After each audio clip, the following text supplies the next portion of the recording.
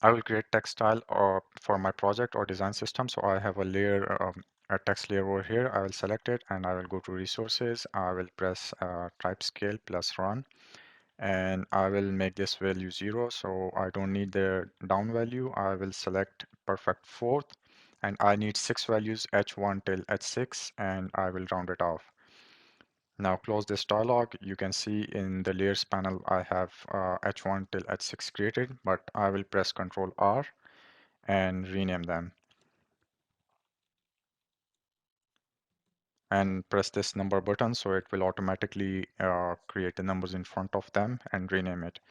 And now I will also select the paragraph with it and go to resources and search for textile generator, run and generate.